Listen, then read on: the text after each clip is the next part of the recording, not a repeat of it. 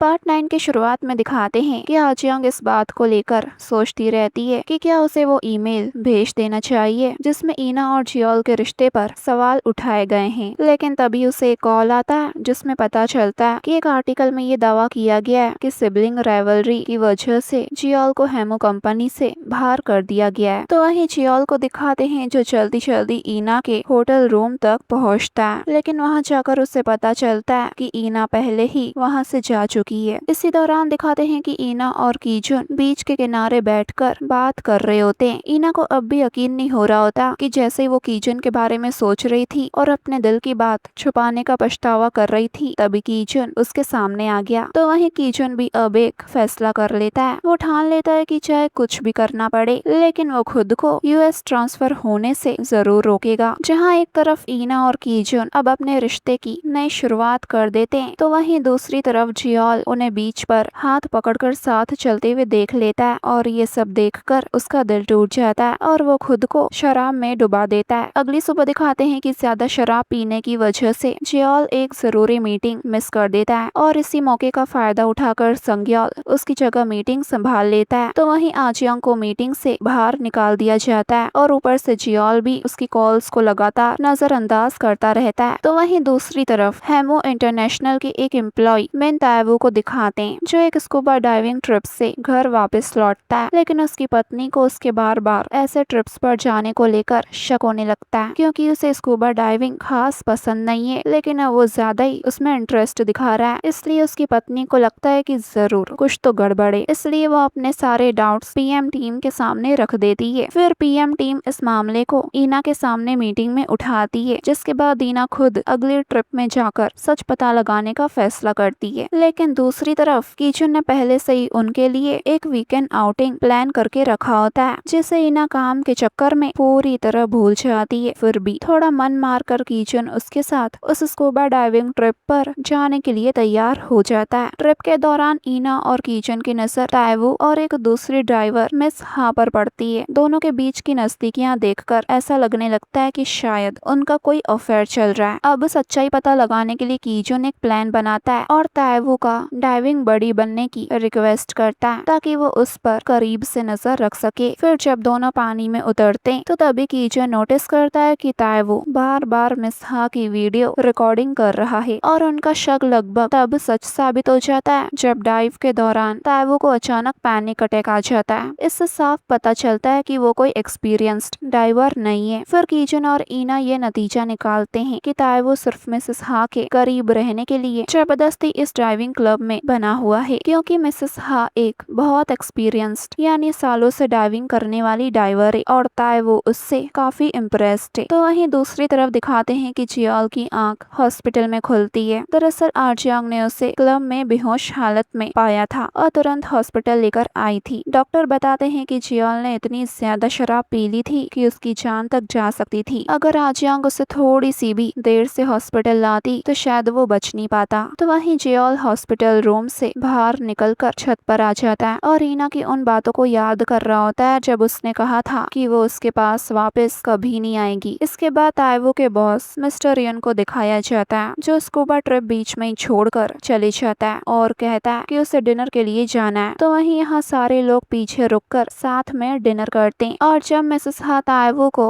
अपने हाथ से खाना खिलाती है तो ईना और कीजन शॉक हो जाते हैं कि ये दोनों तो अपना अफेयर छुपाने की कोशिश तक नहीं कर रहा है। फिर मिस हा कीजन को भी अपने हाथ से खिलाने की कोशिश करती है तो ईना जेलसी में वो खाना खुद खा जाती है, जिसे देख कीजन स्माइल करने लगता है। तो वहीं ताएवो का बॉस मिस्टर रियन असल में वो एक शोक सभा में पहुंचता है जहां हेमो के कई एम्प्लॉइज पहले से मौजूद होते हैं और उन्हीं लोगों के बीच ग्वांगिल भी मौजूद होता है, यानी टीम 3 का लीडर। वहाँ मिस्टर रियन लगातार नए और यंग एम्प्लॉइज की बुराई करता रहता है जो ग्वांगिल को बिल्कुल पसंद नहीं आता। इतना ही नहीं, मिस्टर रियन जरूरत से ज्यादा ही शराब पी लेता है जबकि वो खुद गाड़ी चलाकर आया होता है। हालांकि वो ये कहकर सबको भरोसा दिलाता है कि उसके पास ड्राइवर की सर्विस है और वो ड्राइवर अभी उसे लेने आता ही होगा। तो वहीं यहाँ दिखाते हैं कि ईना और कीजुन अभी तक ताएवो पर नजर रखे हुए होते हैं। इसी दौरान ईना ईना को समझ नहीं आता कि मिसेस हा की प्रॉब्लम क्या है। पहले तो वो ताइवू से फ्लर्ट कर रही है और फिर उससे अचानक कीचन में इंटरेस्ट आने लगा। तो कीचन कहता है, हाँ मैं क्या करूँ, लोग मुझसे थोड़ा अट्रैक्ट हो ही जाते हैं। तो ईना कहती है, मतलब उसे मर्दों से अटेंशन पाना अच्छा लगता है। तो ये सुनकर बेचारे कीचन का ईगो हर्ट हो जाता है और वो कहता है कि मर्दों से नहीं, मुझसे, क्योंकि मैं हूँ। लेकिन ईना अब उसे अवॉइड कर दिखाती है कि ताइवू मिसेस हा को घर छोड़े बगैर वहाँ से चले गया। तो उन्हें ये बात थोड़ी अजीब लगती है। तभी मिसेस हा अचानक वहाँ आकर उन्हें डरा देती है। दरअसल उसे लिफ्ट चाहिए थी, इसलिए अब कीचन उसे उसके घर ड्रॉप करने जा रहा होता है और रास्ते में उसके और ताइवू के रिश्ते के बारे में भी पूछ लेता है, इस बहाने से कि वो दोनों काफी क्लोज लग रहे थे। तब मिसेस हा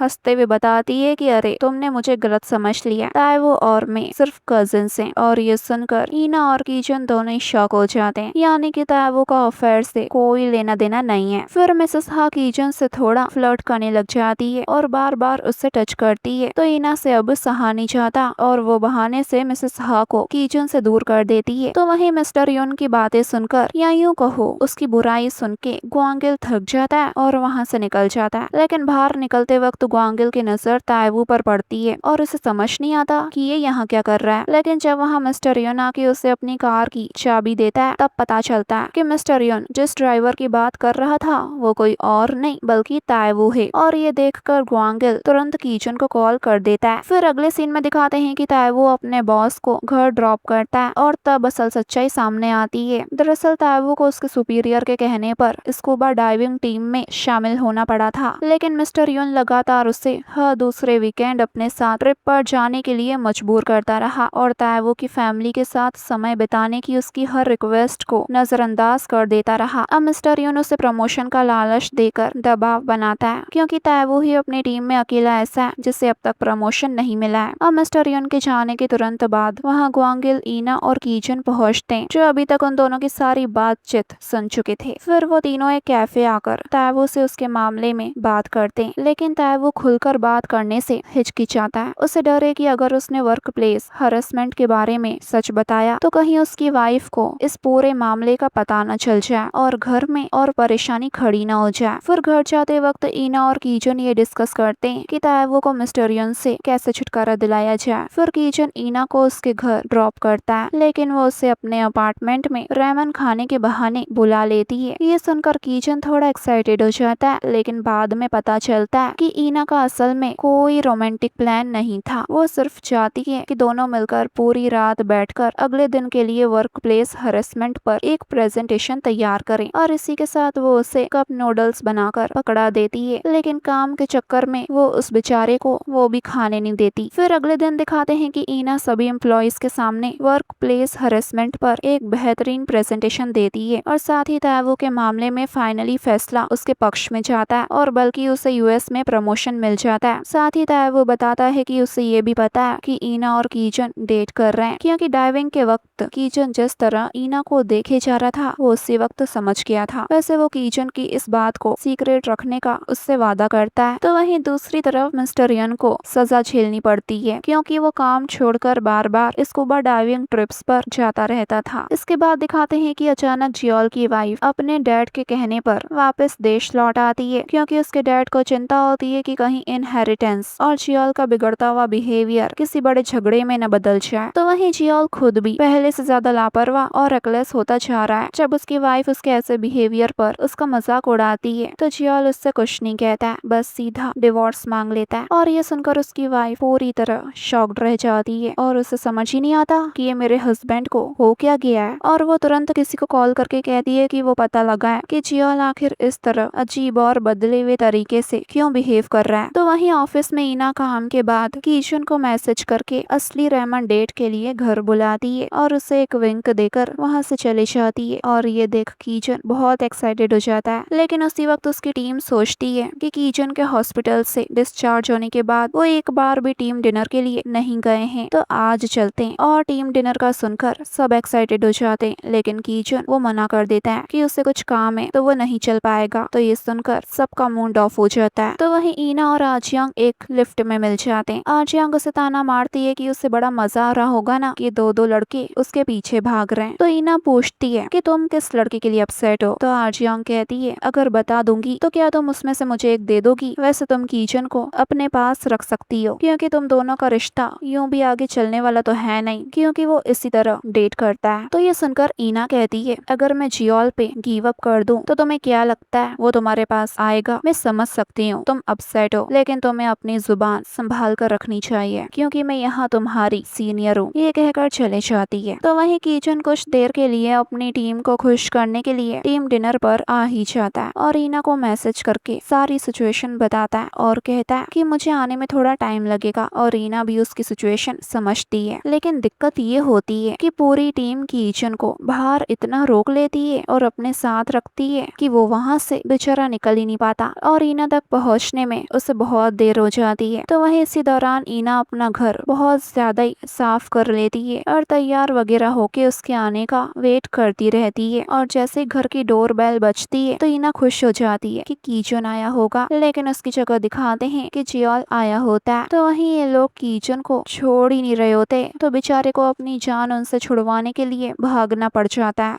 दूसरी तरफ जियोल ईना के घर के अंदर आकर डिनर वगैरह देख समझ जाता है कि वो कीचन के आने का वेट कर रही है। खैर फिर वो उसे बताता है कि वो अपनी वाइफ से डिवोर्स ले रहा है, लेकिन ये भी क्लियर कर देता है कि उसने ये कदम उसके लिए नहीं उठाया, बल्कि इसलिए उठाया क्योंकि वो खुद अपनी शादी से खुश नहीं था। फिर वो ईना को अपने दिल की बातें बताता है, अपने पछतावे और फीलिंग्स को जाहिर करता है। भले ही उसे ये अच्छी तरह पता है कि अब उसने शायद ईना को हमेशा के लिए खो दिया है, लेकिन फिर भी वो अपने साथ ऑनेस्ट होना चाहता है। लेकिन उसी टाइम कीचन वहाँ पहुँच जाता है और जियोल वहाँ से चले जाता है। अब ईना के घर में जियोल को देखकर कीचन को गुस्सा तो आता है, लेकिन वो ईना से कुछ नहीं पूछता, बल्कि नॉर्मल एक्ट करता है जैसे उसे कोई फर्क नहीं पड़ा। तो ईना उससे कहती है, क्या तुम मुझसे पूछोगे नहीं? तो कीचन कहता है कि हाँ, मैं जानना चाहता हूँ, लेकिन ये आप दोनों के बीच की बात है। यानी कि वो ईना पर जबरदस्ती कुछ बोलने का दबाव नहीं डालता, बल्कि उसकी जगह वो बस ईना को कंफर्ट कर वहाँ से जाने का फैसला करता है। और जैसे लिफ्ट में जाता है तभी ईना उसके पीछे पीछे चली आती है और उससे कहती है, मत जाओ। ये कहकर वो अपना हाथ आगे बढ़ाती है और कहती है कि मेरे साथ रहो। तभी कीचन भी उसका हाथ थाम लेता है और दोनों एक दूसरे को किस करते हुए घर तक आ जाते हैं और उस रात एक दूसरे के साथ गुजारते हैं। फिर अगली सुबह ईना और कीचन दोनों साथ काम पर जाने के लिए काफी खुश और एक्साइटेड होते हैं, लेकिन जब वो ऑफिस पहुंचते हैं तभी सब कुछ अचानक बदल जाता है, क्योंकि ऑफिस के ग्रुप चैट्स में अचानक एक शॉकिंग मैसेज आता है जिसमें ईना पर ये आरोप लगा होता है कि वो किसी के साथ इनएप्रोप्रिएट रिलेशनशिप में है। दरअसल ये काम आजियोंग का होता है, क्योंकि ईना ने जब लिफ्ट में आजियोंग से कहा था कि वो जियोल को छोड़ भी दे तो क्या वो सच में आजियोंग को चुनेगा, और ये बात आजियोंग को अंदर तक चुभ गई थी और उसी गुस्से और कड़वाहट में वो ऑफिस के ग्रुप चैट्स में ये मैसेज भेज देती है जिसमें ईना पर इनएप्रोप्रिएट रिलेशनशिप का आरोप होता है। और ईना तब पूरी तरह टूट जाती है जब वो उस आर्टिकल को देखती है जिसमें जियोल उसे हक करता हुआ दिख रहा होता है। अब इसी शौक की वजह से उसके पैर लड़खड़ा जाते हैं, लेकिन कीचन तुरंत उसके पास होता है और उसे संभाल कर गिरने से बचा लेता है। और इसी मोमेंट पर ये पार्ट पूरा होता है गाइस।